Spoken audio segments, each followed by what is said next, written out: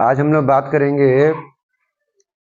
Working of आई के बारे में, एकोमोडेशन ऑफ आई के बारे में। आमतौर पे हम लोग जानते हैं कि ये कॉन्वेक्स लेंस हो गया। As soon as object close to lens आएगा, इमेज फॉर्मेशन फार और फार होना चालू हो जाएगा। हम लोगों ने रिफ्लेक्शन वाले चैप्टर में पढ़ा था कि भाई as soon as convex lens के सामने जो ऑब्जेक्ट पास आ रहा था तो इमेज फॉर्मेशन और पीछे होना चालू हो जा रहा था। और आंख में तो ऐसा बात नहीं है, आंख में तो ऐसी स्थिति है कि ये हमारा आई लेंस हो गया और ये हमारा रेटिना हो गया। रेटिना और आई लेंस के बीच की दूरी क्या है? फिक्स है। आई के केस में आई लेंस और रेटिना के बीच की दूरी क्या है? फिक्स्ड है। अब पास नियर बाई बॉडी होगा, उसका इमेज भी कहां बनना चाहिए? रेटिना पर ही बनना चाहिए। और कोई फार ऑब्जेक्ट है उसका इमेज भी कहां बनना चाहिए? रेटिना पर ही बनना चाहिए। इसी काम को अचीव करने पाना एकोमोडेशन ऑफ आई कहलाता है। ठीक है जी। और आंख का लेंस जितना अपना फोकल लेंथ बदलने पाए उसे उसका पावर ऑफ एकोमोडेशन ऑफ आई कहा जाता है। इट मीन मैं कहना चाह रहा हूं पावर ऑफ एकोमोडेशन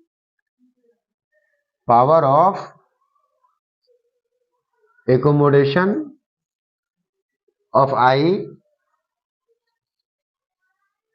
के बारे में बात कर रहे हैं कि अरे प्लास्टिक का लेंस होता है, कांच का लेंस होता है, तो एज सुन एज ऑब्जेक्ट पास में आता है इसके इमेज और दूर बनना चालू हो जाता है।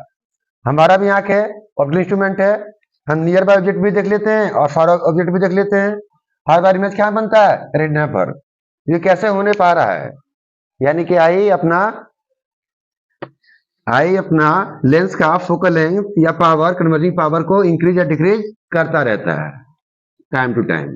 अब यहाँ पे दो केस लेंगे हम लोग पावर ऑफ एकोमोडेशन ऑफ आई को समझने के लिए। दो केस लेंगे। पहला केस ये कि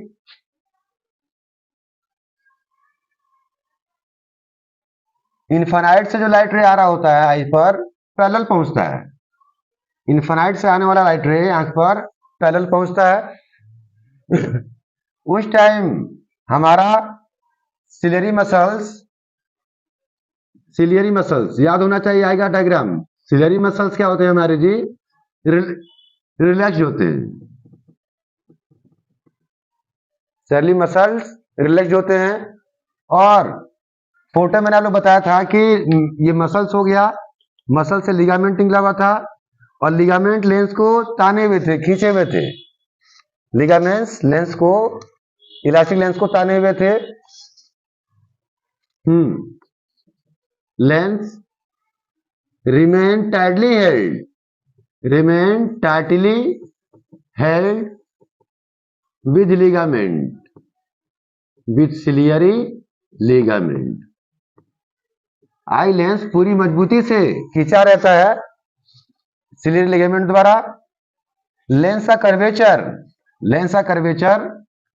कम होता है, लेस कर्वेचर होता है, मोर फोकस होता है, इतना कि वो आराम से लाइट को कन्वर्ज कराने पाए कहां पर जी? रेटिना पर।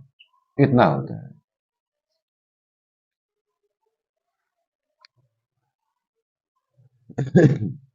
कब है ये? जब लाइट रे इन्फिनिटी से आ रहा होता है, तब लाइट रे इन्फिनिटी से आ रहा होता है, आई पर पैरेलल पहुंचता है। उस टाइम सिलियरी मसल्स रिलैक्स होती हैं और सिलियरी लिगामेंट लेंस को टाइटली हेल्ड किए होते हैं, मजबूती से खींचे रहते हैं। खींचे रहने की वजह से लेंस कैसा रहता है? लेंस थिन रहता है, कर्वेचर कम रहता है, फोकस ज्यादा होता है और पावर क्या होता है जी? कम होता है। क्योंकि पावर फोकस के इनवर्सली प्रोपोर्शनल है। जब फोकस ज्यादा होगा तो पावर अपने आप ही क्या होगा? कम होगा। ये आंख का अनएकोमोडेटेड कंडीशन है। दिस कंडीशन ऑफ काई इज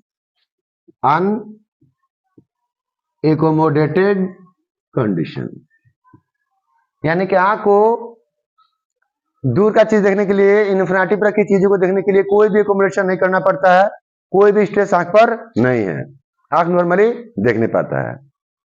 अब क्या करना है जी, हम लोग नियर बाय चीज देखना चाह रहे हैं। हम लोग, हमारा आई हो गया, आई लेंस हो गया, नियर बाय बॉडी से जो लाइट रे आ रहा था वो डाइवर्जिंग पहुंचता है, क्या पहुंचता है आइज पर, डाइवर्जिंग, और वो क्या चाहता है, रेटिना के पीछे मिलना चाहता है। नॉर्मली नियर पॉइंट से, नियर बाई ऑब्जेक्ट से, नियर बाई ऑब्जेक्ट से जो लाइट रे आता है कैसा आता है, डाइवर्जिंग आई पर, और कहा मिलना चाहता है, लेंस के रेटिना के पीछे मिलना चाहता है। क्योंकि हम लोग को ऑब्जेक्ट देखना होगा तो लाइट रे का कन्वर्जन कहाँ चाहिए, रेटिना पर ही चाहिए प्रॉपरली, नहीं तो हम लोग नहीं देखने पाएंगे। इसके लिए आंख को क्या करना पड़ता है, आंख को कुछ काम करना पड़ता है, सिलियरी मसल्स को, सिलियरी मसल्स कंट्रैक्ट कर जाती हैं, कहते कंट्रैक्ट, सिकुड़ जाती हैं। ठीक, अब ध्यान दीजिएगा, जैसे मैंने बताया था कि सिलियरी मसल्स हो गया, ये लिगामेंट लेंस को होल्ड किए हुए थे, लिगामेंट लेंस को होल्ड किए हुए थे। कांटेक्ट होने का मतलब है कि मसल्स का कम हो जा रहा है, मसल्स पिचक के कम हो जा रहा है, मसल्स कम एरिया में सिकुड़ हो जा रहा है। तो पहले दोनों ओर से 4, 5, 8, 10 सिलियरी लिगामेंट लेंस को होल्ड किए हुए थे, तो 2-4 सिलियरी लिगामेंट का अटैचमेंट फ्रॉम लेंस छूट जा रहा है, 2-4 लिगामेंट का अटैचमेंट फ्रॉम लेंस क्या हो जा रहा है, छूट जा रहा है। इक्का दुक्का होल्ड की हुई है और लेंस छूट के क्या हो जा रहा है, लेंस छूट के थोड़ा मोटा हो जा रहा है, क्योंकि लेंस क्या है, इलास्टिक है, लेंस क्या है, इलास्टिक है, सिलियरी मसल कंट्रैक्ट कर जा रही है, ligament become loose, ligament become loose, ligament ढीले पड़ जाते हैं, कर्वेचर बढ़ जा रहा है, लेंस का कर्वेचर, कर्वेचर मोर हो जा रहा है, फोकस कम हो जा रहा है, पावर इंक्रीज कर जा रहा है, और जो लाइट रे रेटिना के पीछे मिलना चाहता था वो फिर प्रॉपरली कहां मिलना चालू हो जा रहा है जी, रेटिना पर मिलना चालू हो जा रहा है। सिलेरी मसल से कंट्रैक्ट होकर, सिलेरी मसल से कंट्रैक्ट होकर लिगामेंट को लूज कराकर लेंस को छोड़ करके, ताकि लेंस पहले के मुकाबले मोटा हो जाए, यानी कि उसका कर्वेचर क्या हो जाए, बढ़ जाए, कर्वेचर क्या हो जाए जी, बढ़ जाए। कर्वेचर बढ़ने की वजह से क्या हो जाएगा, फोकस घट जाएगा, और फोकस घटने के पावर क्या हो जाएगा, बढ़ जाएगा। तो जो लाइट रे पीछे मिलना चाह रहा था, जो लाइट रे पीछे कन्वर्ज होना चाह रहा था, कहां कन्वर्ज होना चालू हो जाएगा, प्रोपर्ली रेटिना पर। क्यों, फोकस घट गया है, क्यों, पावर बढ़ गया है, कन्वर्जिंग लेंस है, पहले लाइट रे पीछे कन्वर्ज होना चाहता था, अब पहले कन्वर्ज होना चालू हो गया है, यानी कि फोकस घट गया और पावर बढ़ गया है।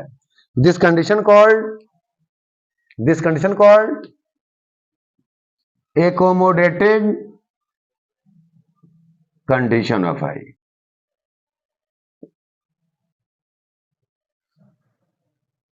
इससे दो बात क्लियर होना चाहिए कि इन्फिनिटी की चीज को देखने के लिए, दूर की चीज को देखने के लिए आंख पर कोई भी स्ट्रेस नहीं है, एकदम परफेक्ट स्थिति है, सब कुछ मजे में है, कोई दिक्कत नहीं है।